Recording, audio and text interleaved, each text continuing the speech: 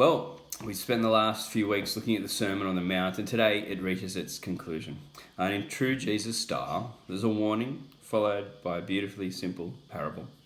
Read along with me, Matthew 7, verses 21 to 27. Not everyone who says to me, Lord, Lord, will enter the kingdom of heaven, but only the one who does the will of my Father who is in heaven. Many of you will say to me on that day, Lord, Lord, did we not prophesy in your name, and in your name cast out demons, and in your name perform many miracles?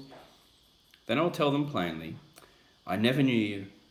Away from me, you evildoers. Therefore, everyone who hears these words of mine and puts them into practice is like a wise man who built his house on the rock. The rain came down, the streams rose, and the winds blew and beat against that house, yet it did not fall, because it had its foundation on the rock.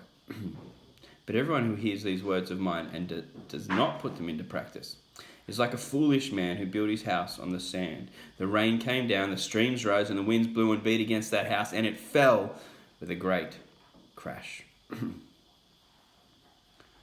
Jesus says that if we want to follow him, if we want to call ourselves his disciples, we must put his words into practice. He's talking the whole teaching of the Sermon on the Mount and all of his teaching as well. We can't just claim to know him and say, yeah, I know Jesus. He says that in verses 21 to 23. Claiming to know him is not enough. Our lives must be built on his teaching as our only foundation. Those who build their lives on Jesus are those who belong to him and those who can weather the storms of life and the greatest storm to come, God's judgment. And this isn't some works-based thing, saying we better obey him if we want to be saved.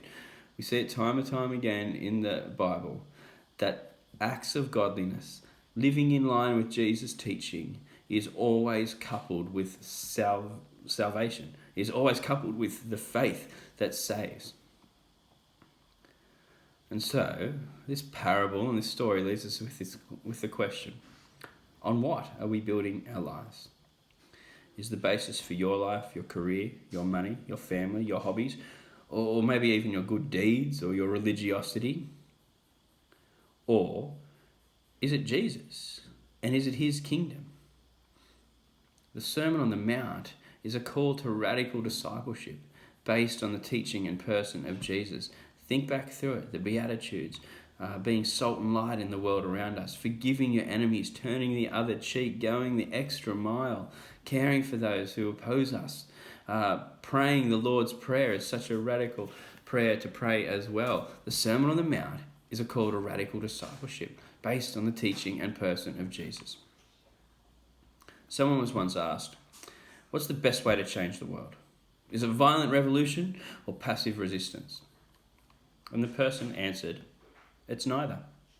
If one wishes to change the world, one must tell a different story.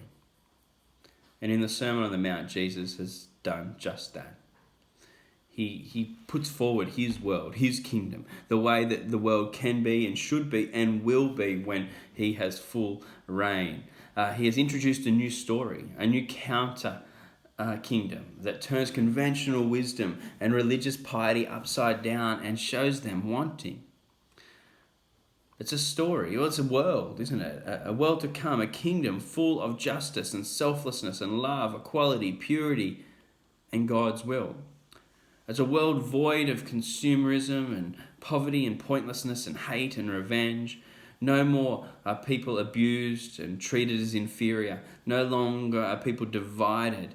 No longer is someone's worth found in any earthly things. And the best thing is that we don't have to wait for this kingdom. Well, we have to wait for its completion, but Jesus preached constantly that the kingdom is at hand. It is here.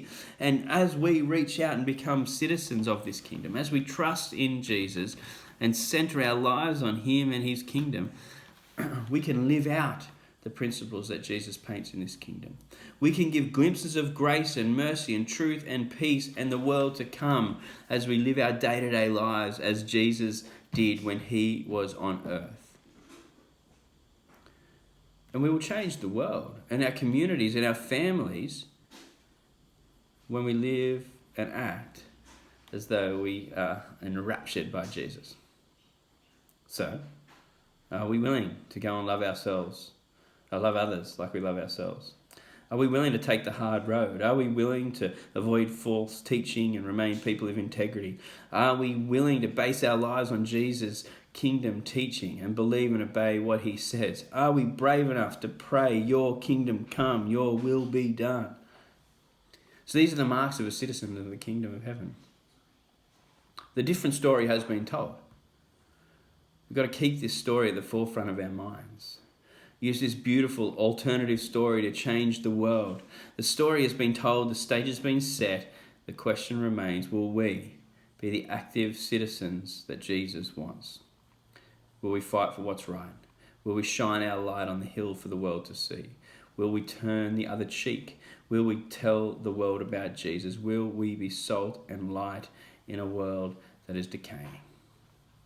If one wishes to change the world, one must tell an alternate story.